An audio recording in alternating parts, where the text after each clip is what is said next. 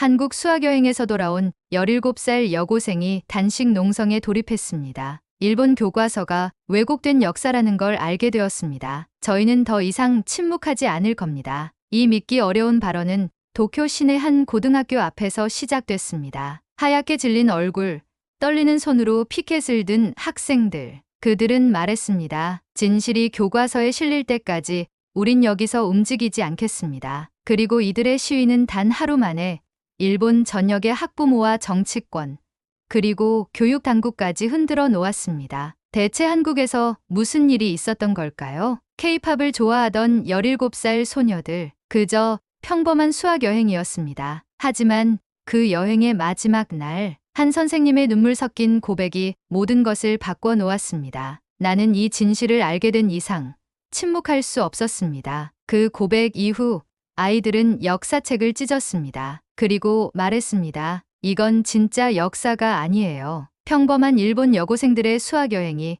어떻게 한 나라의 교육을 뒤흔드는 역사적 반전으로 이어졌는지 그 믿기 힘든 여정을 지금부터 전해드립니다. 그 전에 잠깐 구독과 좋아요, 공유와 알림 설정은 영상 제작에 큰 힘이 됩니다. 안녕하세요. 저는 나가노현 마츠모토에 살고 있는 고등학교 2학년 히라노 메이라고 합니다. 지금 제 나이는 17이고 평범한 여고생이에요. K-팝이 유행하면서 친구들이랑 BTS 이야기로 수다 떨기도 하고 점심시간에는 댄스 동아리 연습 영상 보면서 웃고 떠드는 그런 평범한 아이요. 하지만 저는 지금 이전에 그저 웃고 떠들던 제가 아닌 역사를, 세상을, 그리고 우리라는 존재를 더 깊이 생각하게 된 아이가 되어버렸어요. 이야기를 어디서부터 꺼내야 할지 모르겠네요. 저희 가족은 아버지가 중학교 역사 교사이고 할아버지는 예전 자위대 출신이셨어요. 집안 분위기는 무척 보수적이었고 어릴 때부터 자연스럽게 우리 일본은 피해자였고 세계 평화를 지킨 나라라고 배워왔죠. 솔직히 한국에 대해서는 부끄럽지만 편견도 많았어요. 길거리에서 일본어를 쓰면 안 된다는 말,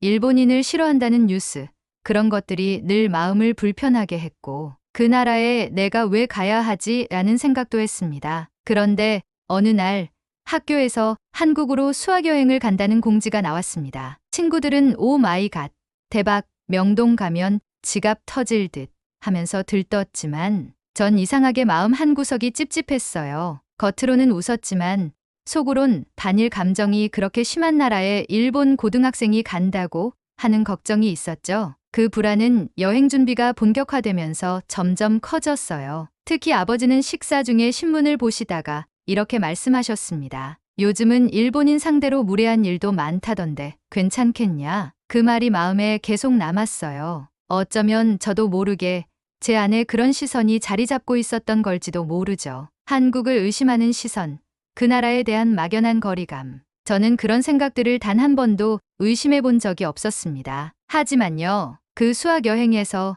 아니, 정확히 말하면 그 장소에서, 그날, 그 사람의 입에서 나온 이야기 하나가 제 모든 생각을 뒤엎었습니다. 한국은 제가 생각했던 나라가 아니었어요. 그리고 제가 배운 일본도, 제가 믿었던 역사도 전부 맞는 건 아니었어요. 그 사실을 처음 받아들였을 때 느꼈던 혼란, 분노, 그리고 부끄러움. 지금도 가끔 꿈에서 그 장면들이 떠오를 정도예요. 이제 그 여정을 여러분께 솔직하게 들려드리려 합니다. 부디 끝까지 들어주세요. 왜냐면 이건 저 하나만의 이야기가 아니니까요. 우리 모두가 함께 직면해야 할 이야기니까요. 가을바람이 쌀쌀해지던 어느 날, 담임이신 후루카와 선생님이 교실 앞에 서 계셨습니다. 흰색 와이셔츠에 짙은 남색 조끼, 늘 깔끔하게 정돈된 머리카락. 선생님은 언제나처럼 조용하고 차분한 모습이셨어요. 그런데 그날따라 무언가 달랐습니다. 선생님의 손끝이 미세하게 떨리고 있었어요. 그리고 다소 어색한 미소로 우리를 바라보셨죠. 여러분, 이번 수학여행은 서울로 갑니다. 일정표는 지금부터 나눠줄게요. 서류 뭉치를 나눠주던 선생님의 손이 순간 휘청였습니다. 서류가 바닥에 떨어졌고 선생님은 급히 허리를 숙여주어 담으셨죠. 일정표를 받은 저도 무심코 넘기다가 한 구절에 시선이 멈췄습니다. 서대문형무소 방문. 서대문형무소? 그게 뭐지? 그 순간 앞자리에 앉아있던 아카리도 고개를 갸웃거리며 물었습니다. 선생님, 서대문형무소는 뭐 하는 곳이에요? 선생님은 고개를 떨구고 한참 동안 대답하지 않으셨어요. 그 침묵이 길어질수록 교실 안엔 묘한 긴장감이 흘렀습니다. 그러다 마침내 선생님은 아주 낮고 조용한 목소리로 입을 열었습니다. 한국의 독립운동가들이 수감되던 감옥이야. 우리가 알아야 할 역사가 있는 곳이지. 그 짧은 말이 끝나자 교실은 다시 침묵에 빠졌습니다. 수업이 끝나고 교실을 나가려는데 제 눈에 들어온 건 선생님의 책상 위에 놓인 검은색 노트였습니다. 두꺼운 가죽 커버에 손때가 잔뜩 묻어 있었죠. 그 노트 위에 흐릿하게 보이는 이름 요시다 게니치, 그리고 그 밑에 적힌 낯선 장소 서대문형무소. 순간 제 심장이 쿵쾅거리기 시작했습니다. 서대문형무소, 일본인 이름 고문 담당? 이게 무슨 의미지? 그날 저녁 저는 인터넷에 서대문형무소라는 단어를 쳤습니다. 검색 결과로 뜬 화면엔 붉은 벽돌 건물과 함께 일제강점기 독립운동가들의 지옥 같은 감옥이라는 설명이 적혀 있었습니다. 사진 속 건물은 푸르스름한 저녁 하늘 아래 마치 어두운 역사의 망령처럼 서 있었습니다. 그리고 아래로 내리자 한 기사의 제목이 눈에 들어왔습니다. 독립운동가 유관이 서대문형무소에서 고문당하다. 유관이, 이름이 낯설었습니다. 그녀는 17살, 즉 저와 같은 나이에 독립을 외치다 붙잡혀 이 감옥에서 고문을 당하고 숨졌다는 겁니다. 17, 나랑 똑같네. 그 순간 제 머릿속에서 뭔가 하나가 끊어지는 소리가 들렸습니다. 일본의 교과서에서는 일제강점기를 두고 한국의 근대화를 도와준 시기라고 배웠습니다. 하지만 이 자료에서 본 서대문형무소는 고문실과 수감실이 가득한 지옥 같은 공간이었어요. 저는 그때까지 일본이 한반도에서 무슨 일을 했는지 제대로 배운 적이 없었습니다. 하지만 서대문형무소라는 이름 하나가, 단 한 줄의 문장이 제가 알고 있던 평화롭고 문명화된 일본의 이미지를 송두리째 뒤흔들고 있었습니다. 다음 날 아침, 학교 복도에서 후루카와 선생님과 마주쳤습니다. 저는 용기를 내서 물어봤습니다. 선생님, 서대문형무소에 대해 더 알고 싶어요. 거기서 무슨 일이 있었던 거예요? 선생님은 한숨을 쉬고 마치 먼 곳을 바라보는 듯한 눈빛으로 대답하셨습니다. 내가 지금 말해줄 수 있는 건 하나뿐이야. 거긴 우리가 교과서에서 배운 것과 전혀 다른 역사가 담긴 곳이야. 그 말이 끝나자 선생님은 교실로 들어가 버리셨습니다. 그 순간 제 머릿속엔 서대문형무소라는 단어가 낙인처럼 새겨졌습니다. 왜 선생님은 그렇게 떨고 계셨을까? 그 검은색 노트에 적힌 요시다 게니치는 누구지? 그리고 우리 교과서에 없는 진실이란 뭘까? 이제 저는 한국에 가서 직접 제 눈으로 그 진실을 확인해야만 했습니다. 그날 저녁 집으로 돌아오자마자 아버지가 저를 불렀습니다. 거실 한가운데에는 오늘 받은 수학여행 일정표가 널브러져 있었습니다. 아버지의 표정은 심각했고 옆에서 신문을 읽고 있던 할아버지의 얼굴은 굳어 있었습니다. 이게 뭐냐? 아버지는 일정표를 손가락으로 두드리며 저를 뚫어지게 쳐다봤습니다. 서울? 서대문형무소? 목소리는 낮았지만 분명히 화가 나 있는 목소리였어요. 넌 그게 뭔지 아냐? 독립운동가들이 수감되던 감옥이라고. 선생님이. 제 말이 끝나기도 전에 할아버지가 신문을 탁 내려놨습니다. 그 소리에 깜짝 놀라 몸을 움찔했죠. 한국에서 독립운동. 그딴 게 왜 우리한테 중요해? 그것들 전부 한국 애들이 지어낸 반일 선전이야. 할아버지의 목소리는 단호했습니다. 아버지는 팔짱을 끼고 고개를 끄덕였습니다. 요즘 인터넷에 떠도는 가짜 뉴스들 봤지? 한국 애들, 일본 험담하면서 돈 벌어먹는 애들 많아. 우리 역사를 왜곡하고 일본을 악마처럼 묘사하는 영상들. 너도 그런 거에 홀리는 거 아니냐? 그 말이 끝나자마자 할아버지가 일정표를 찢어버렸습니다. 넌 서울 안 간다. 내 손녀딸이 반일 선동하는데 가서 뭘 배워오겠다는 거냐? 그 순간 저는 두 발이 땅에 박힌 듯 움직일 수가 없었습니다. 입술이 바들바들 떨렸어요. 할아버지, 그런데 그게 진짜일 수도 있잖아요. 일제강점기 때 한국에서 무슨 일이 있었는지 직접 보고 오고 싶어요. 그 말이 끝나자 할아버지의 눈이 날카롭게 번뜩였습니다. 진짜? 진짜? 그게 진짜라면 내가 여태껏 살아온 인생이 뭐가 되는 거냐? 할아버지는 몸을 돌려 벽장 쪽으로 걸어갔습니다. 잠시 후 낡고 해진 군복 상의를 꺼내 들고 다시 거실로 돌아왔습니다. 이걸 봐라. 이건 내가 2차 세계대전 때 입었던 군복이야. 그때 나는 만주에서 일본군으로 복무했지. 내가 들은 건 뭐였냐? 일본은 아시아를 해방시키고 문명을 전파하는 대동아 공영권을 만드는 중이다. 한국도 일본 덕분에 근대화된 거고 우리는 그들을 도와준 거라고 배웠어. 할아버지는 군복 상의를 제 앞에 내던졌습니다. 근데 내가 지금 말하는 건 뭐야? 우리가 그들을 고문하고 억압했다는 거냐? 그따위 반일 선전 따위 믿고 우리를 배신하는 거냐? 그때 옆에 서 있던 어머니가 조심스럽게 입을 열었습니다. 아버지, 하지만 요즘엔 인터넷에도 그런 글들이 많잖아요. 일본이 한국에서 했던 일들에 대해. 그러자 할아버지는 주먹으로 식탁을 쾅 내리쳤습니다. 닥쳐. 그건 다 가짜 뉴스야. 한국 애들이 우리를 깎아내리려고 조작한 거라고. 그 소리에 어머니는 아무 말도 못하고 고개를 숙였습니다. 옆에 계시던 아버지는 두 손을 주머니에 찔러 넣고 저를 노려봤습니다.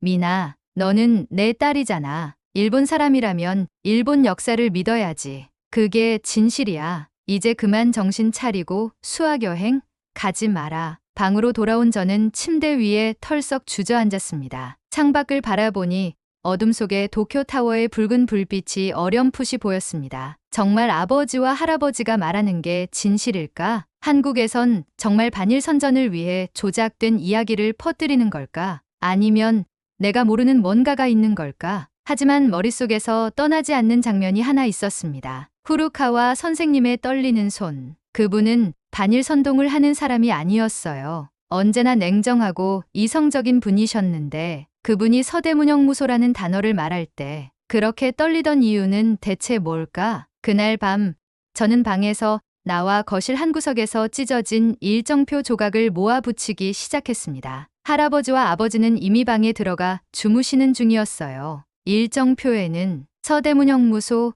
경복궁, 명동, 독립기념관 같은 단어들이 적혀 있었습니다. 내가 직접 보고 오면 되잖아. 눈으로 보고 귀로 듣고 진실이 뭔지 내가 판단하면 되잖아. 그렇게 결심한 저는 여권을 가방 속 깊숙이 숨겨두고 비행기 티켓도 제 가방 안쪽 주머니에 꼭꼭 감춰뒀습니다. 그날 밤 저는 창문을 열고 도쿄의 밤하늘을 멍하니 바라보며 혼잣말했습니다. 한국, 너희가 말하는 진실이 뭐지? 내가 직접 가서 확인해 볼 거야. 그리고 그때부터 저의 진실을 찾아가는 여정은 이미 시작되고 있었습니다. 드디어 출발 당일 도쿄 나리타 공항 대합실에서 저는 수학여행 가방을 끌고 서 있었습니다. 주변엔 같은 반 친구들이 하나둘씩 모여들고 있었죠. 미나, 여기야. 아카리가 저를 향해 손을 흔들었습니다. 저는 억지로 미소를 지으며 다가갔어요. 속은 복잡했습니다. 할아버지와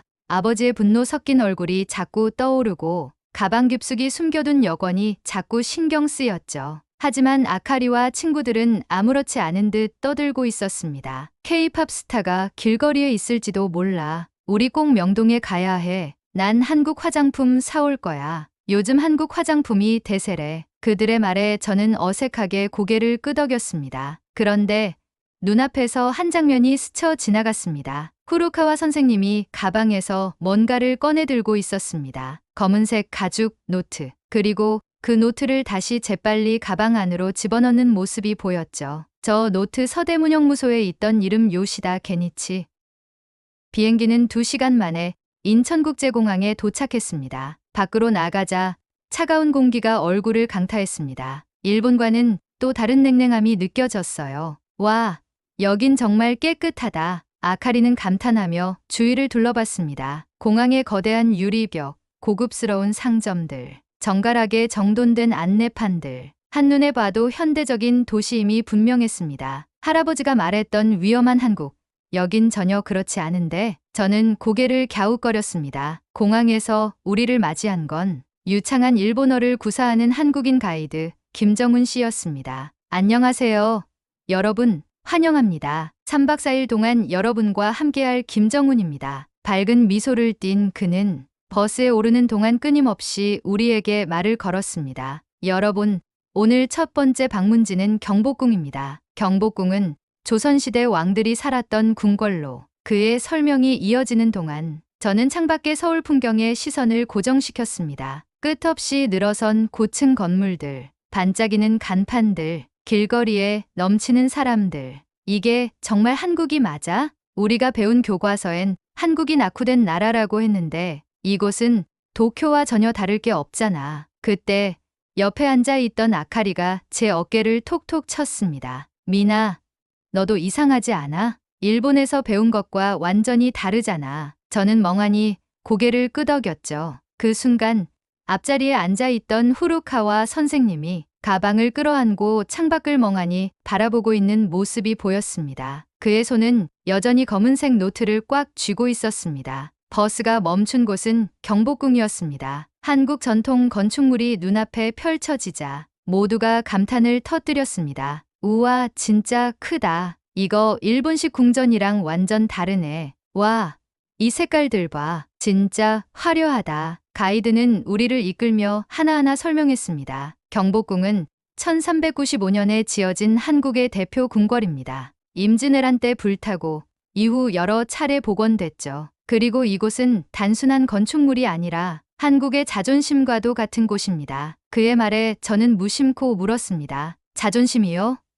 왜요? 가이드는 잠시 저를 쳐다보더니 눈을 지그시 감고 대답했습니다. 여기 경복궁은 일제강점기 당시 일본군에 의해 강제로 철거된 적이 있습니다. 일본은 이곳에 총독부 청사를 세웠죠. 한국인들에게 이곳은 일본이 자국의 문화와 역사를 짓밟았던 상징적인 장소입니다. 그 말에 저는 가슴이 철렁 내려앉았습니다. 일본이 한국의 궁궐을 철거하고 자신들의 건물을 세웠다고 할아버지와 아버지가 늘 강조했던 일본이 한국을 근대화시켰다는 말과는 전혀 달랐습니다. 그때 후루카와 선생님이 한쪽 벤치에 앉아 계셨습니다. 그는 고개를 숙이고 검은색 노트를 꺼내 펼치고 있었습니다. 저는 무심코 선생님 쪽으로 다가갔습니다. 선생님, 괜찮으세요? 그는 고개를 푹 숙인 채 노트의 페이지를 넘기고 있었습니다. 그 순간 한 장의 사진이 제 눈에 들어왔습니다. 흑백 사진 속 남자,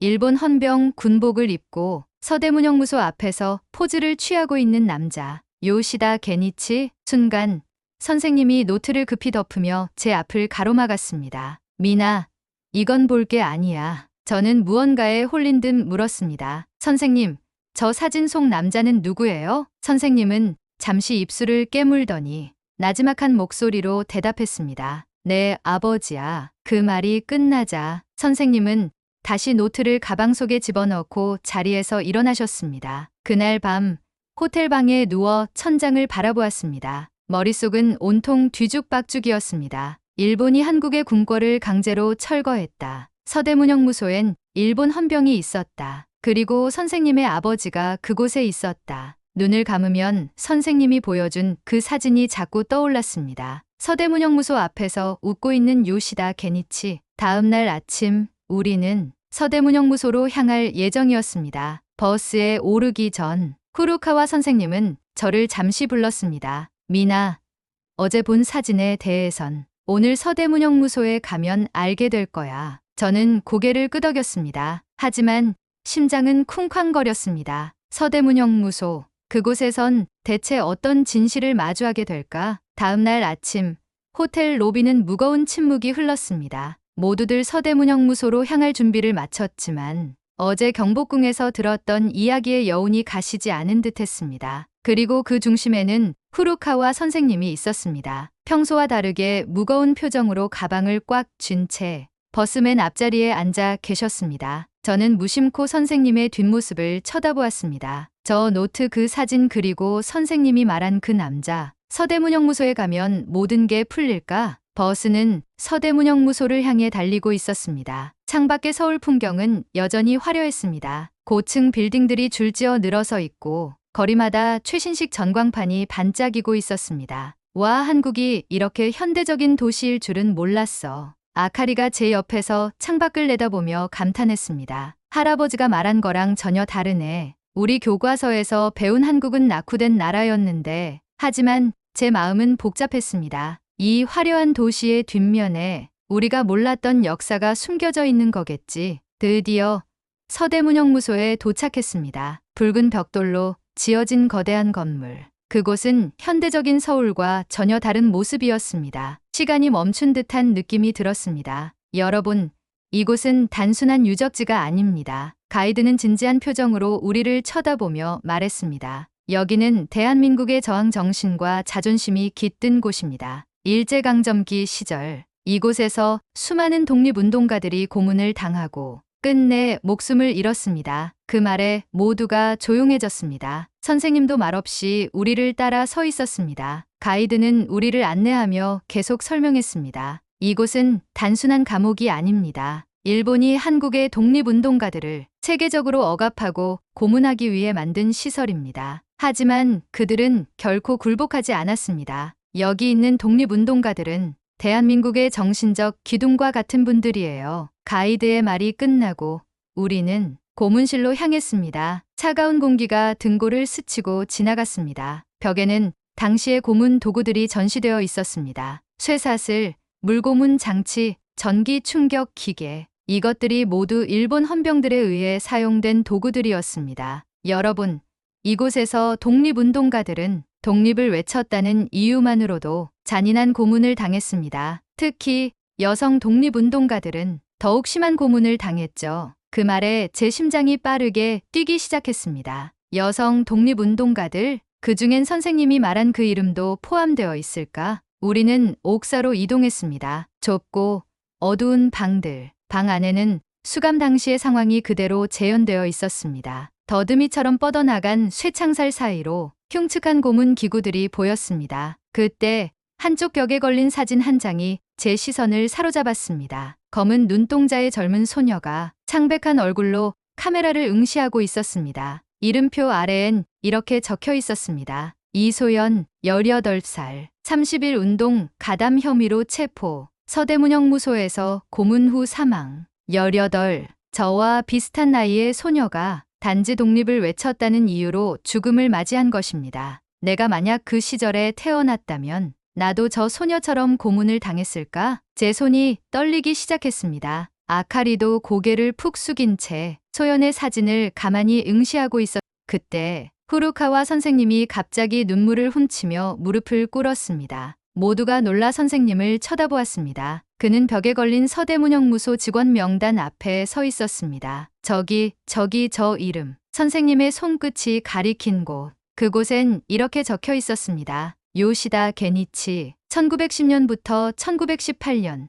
서대문형무소 헌병대장. 모두가 숨을 삼켰습니다. 선생님은 입술을 깨물며 울먹였습니다. 여러분, 저 사람이 저희 아버지입니다. 그 말에 모두가 얼어붙었습니다. 누구도 입을 열지 못한 채 선생님을 바라볼 수밖에 없었습니다. 그 순간 한 한국인 남성이 우리에게 다가왔습니다. 그는 중년의 나이에 검은 정장을 입고 있었고 그의 표정엔 무거운 슬픔이 서려 있었습니다. 안녕하세요. 저는 박정민입니다. 제 증조부는 이곳에서 독립운동을 하다가 요시다 게니치 헌병에 의해 고문을 당했습니다. 모두가 박정민 씨를 쳐다보았습니다. 그는 선생님을 바라보며 말했습니다. 선생님, 당신의 아버지가 고문했던 저희 증조부는 끝내 독립을 외치다 이곳에서 목숨을 잃었습니다. 하지만 저는 당신을 원망하지 않습니다. 그의 눈에 맺힌 눈물이 형무소 벽에 걸린 사진 속 소녀의 눈동자와 겹쳐졌습니다. 우리에게 진정한 복수는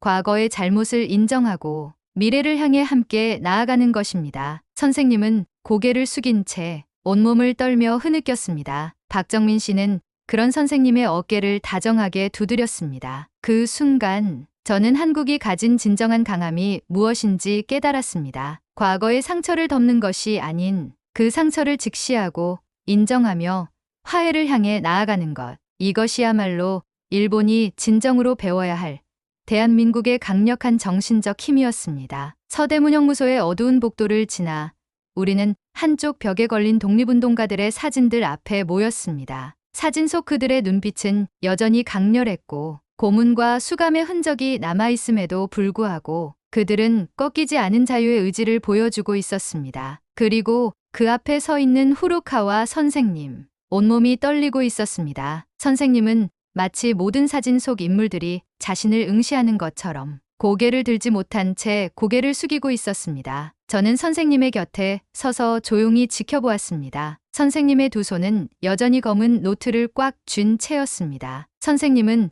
절대 그것을 놓지 않았습니다. 그때였습니다. 여러분, 잠시 이쪽으로 모여주시겠습니까? 가이드의 목소리가 울렸고 우리는 모두 하나둘 모여들었습니다. 그 앞에는 박정민 씨가 서 있었습니다. 박정민 씨는 여전히 침착한 얼굴로 우리를 바라보고 있었습니다. 오늘 여러분께 들려드릴 이야기는 고문 피해자 중 한 사람의 증언입니다. 이 증언은 당시 서대문형무소에서 겪은 고통과 그럼에도 불구하고 잃지 않았던 희망을 담고 있습니다. 박정민 씨는 천천히 녹음기를 재생했습니다. 스피커에서 들려오는 노인의 목소리, 그 목소리는 떨리고 있었지만 한마디 한마디가 우리 가슴 깊숙이 박혔습니다. 나는 17살에 이곳에 끌려왔다. 독립운동에 참여했다는 이유로 일본 헌병들이 내 손목을 꺾고 발을 쇠사슬로 묶고 물고문을 했다. 그 목소리는 점점 더 격앙되었고 우리는 모두 그 앞에 얼어붙은 채 숨소리조차 내지 못한 채 듣고 있었습니다. 그때 내 옆방에서 어린 소녀의 비명 소리가 들려왔다. 고작 16살이었던 소녀는 내한 독립 만세를 외쳤다는 이유만으로 발목이 부러지고 입에서 피를 토하며 쓰러졌다. 박정민 씨의 목소리는 점점 더 무거워졌습니다. 그 소녀의 이름은 이소연, 제 증조모님이십니다.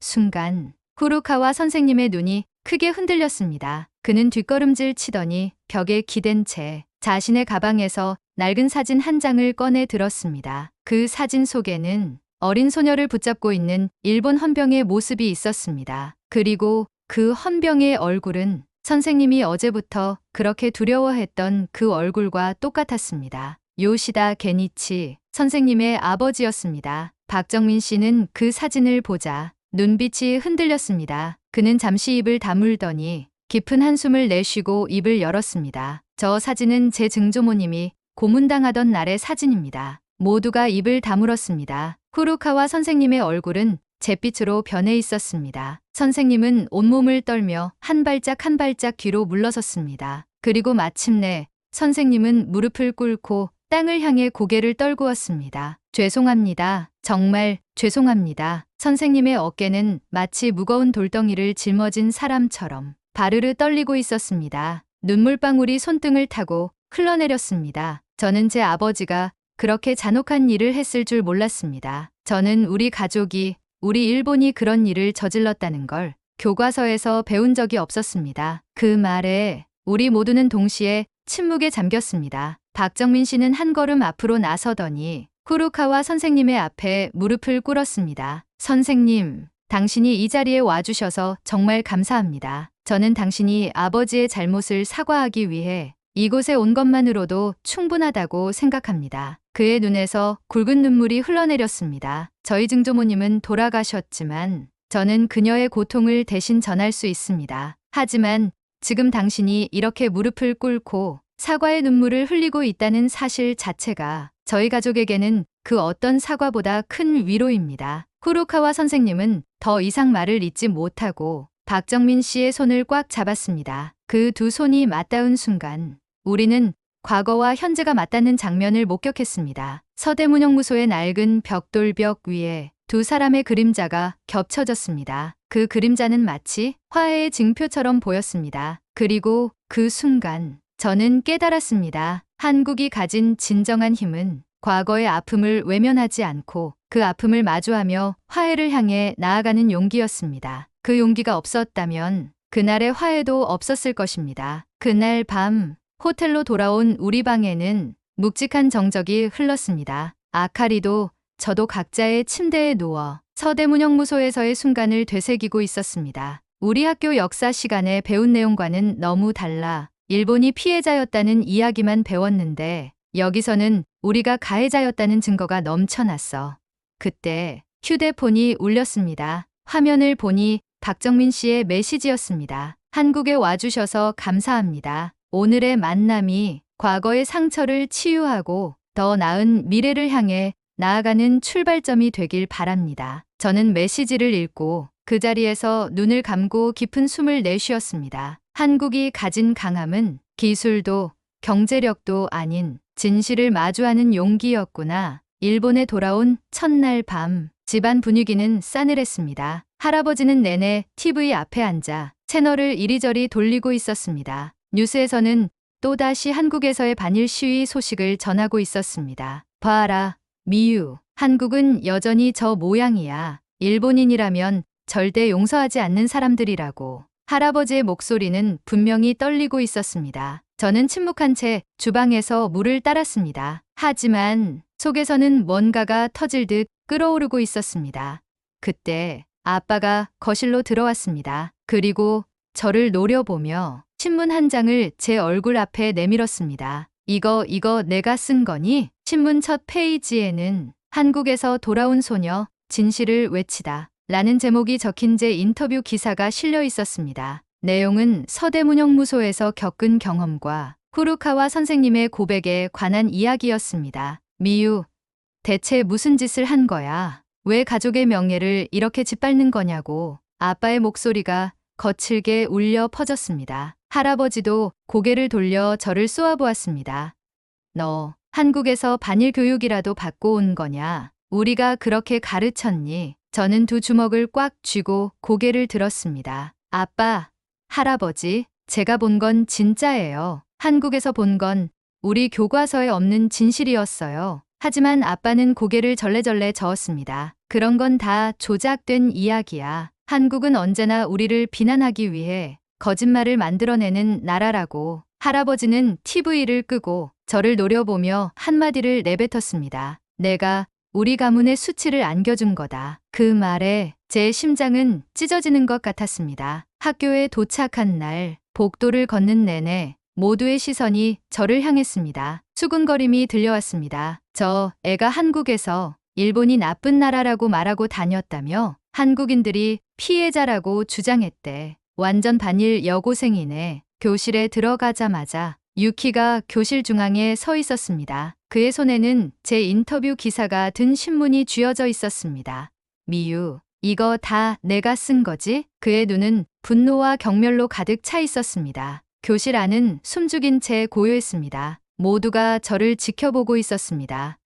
너, 우리를 배신한 거야. 일본을 욕보이는 거라고. 유키가 소리쳤습니다. 주변의 친구들도 수군거렸습니다. 일본인이면 일본 편을 들어야지. 어떻게 저럴 수가 있지? 완전 매국노 아냐? 저는 입술을 꽉 깨물었습니다. 하지만 아무 말도 할 수 없었습니다. 아무리 진실을 말해도 아무도 제 말을 믿어주지 않을 것만 같았습니다. 점심시간이 끝나고 역사 수업 시간이 되었습니다. 후루카와 선생님은 어두운 얼굴로 교실로 들어왔습니다. 그는 칠판에 일제강점기라는 글자를 적었습니다. 여러분, 오늘은 한국에서 보고 온 내용에 대해 이야기해 볼 겁니다. 저는 심장이 두근거렸습니다. 후루카와 선생님이 자신이 한 고백을 공개할 것만 같았습니다. 하지만 선생님은 고개를 돌려 저를 똑바로 쳐다보았습니다. 한국에서의 경험은 학생들에게 큰 오해를 남길 수 있습니다. 일제강점기 동안 일본이 한국에 한 일은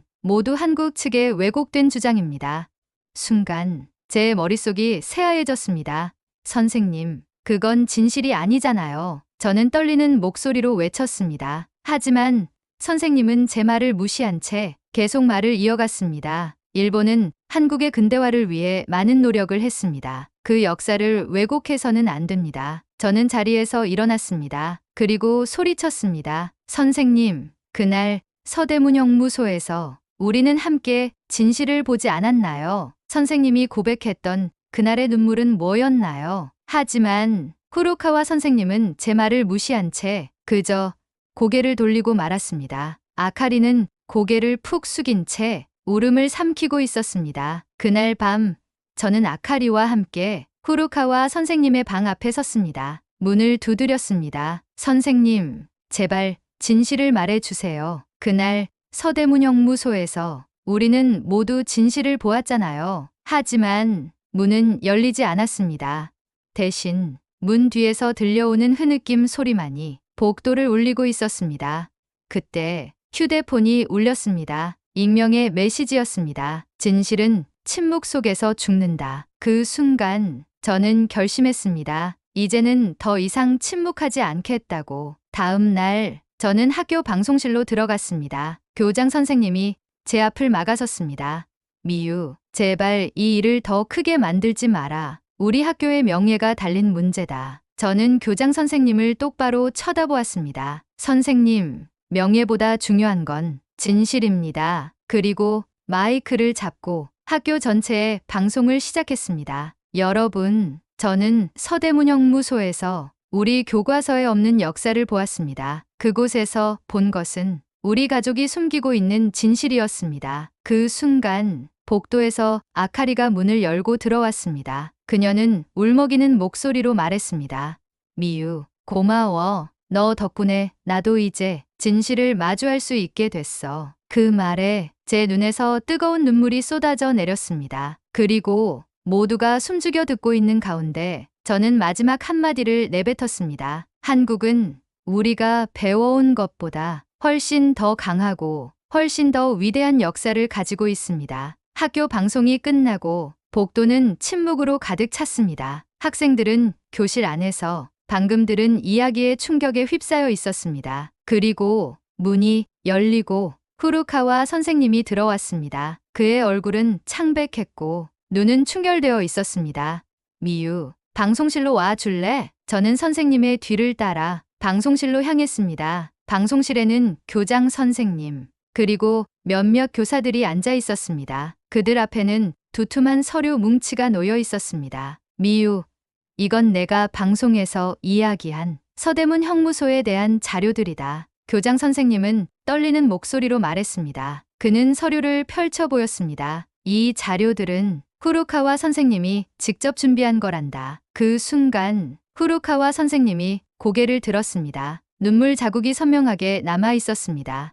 미유, 난 도망치고 싶었어. 내 증조할아버지가 한 일들, 그 모든 진실을 외면하고 싶었어. 선생님은 서류를 가리키며 한 장의 사진을 꺼내 들었습니다. 사진 속에는 헌병 제복을 입은 젊은 남자가 서대문 형무소 앞에서 서 있었습니다. 그 남자의 얼굴은 후루카와 선생님과 너무나 닮아 있었습니다. 이 사람은 내 증조할아버지야. 그는 서대문 형무소에서 고문 담당 헌병이었어. 순간 방 안에 있던 모든 사람이 숨을 멈춘 듯 고요해졌습니다. 미유, 내가 용기 있게 진실을 말해준 덕분에 나도 더는 도망치지 않기로 결심했어. 후루카와 선생님은 눈을 감고 깊은 숨을 내쉬었습니다. 내일 학교 강당에서 공개적으로 사과할 거야. 내 증조할아버지가 저지른 죄에 대해, 그리고 우리가 외면해 온 진실에 대해. 그 다음 날 강당에는 학생들, 교사들, 그리고 학부모들까지 모두가 모였습니다. 무대 중앙에는 후루카와 선생님이 서 있었습니다. 그는 마이크를 잡고 침착하게 입을 열었습니다. 여러분, 오늘 저는 우리 가족의 과거에 대해 이야기하려고 합니다. 그는 서대문 형무소에서 발견한 자료들을 하나하나 펼쳐 보였습니다. 일제강점기 당시 서대문 형무소에서 고문을 자행했던 일본 헌병들의 명단, 고문 도구의 사진, 그리고 증언 기록들. 저는 이 진실을 외면하고 싶었습니다. 하지만 미유가 진실을 직면하고 목소리를 낸 덕분에 저도 이 용기를 낼 수 있었습니다. 후루카와 선생님은 증조할아버지의 일기를 꺼내 들었습니다. 일기 속에는 고문을 자행했던 날들의 기록과 점점 죄책감에 사로잡혀가는 증조할아버지의 고백이 담겨 있었습니다. 나는 내 조상이 저지른 일에 대해 진심으로 사과드립니다. 그리고 이 이야기를 외면하지 않고 모두에게 알린 미유에게 깊은 감사를 전합니다. 그 순간 강당은 완전한 침묵에 휩싸였습니다. 하지만 가장 먼저 박수를 친 사람은 아카리였습니다. 선생님, 저도 용기 내어 말할게요. 저희 증조할아버지도 서대문 형무소에서 근무했었어요. 늘 자랑스럽다고만 생각했는데 이제는 그게 아니었다는 걸 알게 됐어요. 아카리의 말에 다른 학생들도 하나둘 일어서기 시작했습니다. 저희 할아버지도 한국에서 군인이었다고 들었어요. 저희 가족도 한국 사람들에게 많이 사과해야 할 것 같아요. 그날 강당은 자신의 가정사가 부끄러워 숨겨왔던 학생들로 가득 찼습니다. 그들은 서로의 손을 잡고 서로의 눈을 마주했습니다. 이제부터는 진실을 외면하지 않고 모두가 함께 이야기할 겁니다. 그날 이후 학교는 진실의 벽이라는 공간을 만들었습니다. 그곳에는 일제강점기 동안 서대문 형무소에서 고문당한 한국 독립운동가들의 이야기와 일본인들이 저지른 만행의 기록들이 전시되었습니다. 그 벽 앞에서 학생들은 서로의 손을 맞잡고 다짐했습니다. 우리는 과거를 잊지 않겠습니다. 그리고 진실을 말하는 용기가 모두에게 전해질 수 있도록 함께 나아가겠습니다. 서대문 형무소에서의 진실을 마주한 17살 소녀 미유. 그녀의 목소리는 일본과 한국의 학생들 사이에 작은 파장을 일으켰습니다. 하지만 이제 시작일 뿐입니다. 과거를 마주할 용기를 낸 그녀의 이야기가 앞으로 어떤 변화를 만들어낼까요? 그리고 우리도 진실을 외면하지 않고 역사와 마주할 준비가 되었을까요? 오늘의 사연은 여기까지입니다. 여러분은 어떤 생각이 드셨나요? 미유의 작은 용기가 세상을 바꾸는 큰 울림이 될 것이라 믿어 의심치 않습니다. 오늘의 이야기가 감동이 되었다면 구독과 좋아요 그리고 댓글도 꼭 부탁드립니다. 앞으로도 더 많은 이야기를 통해 여러분께 감동과 영감을 전해드리겠습니다. 영상 시청해주셔서 감사합니다.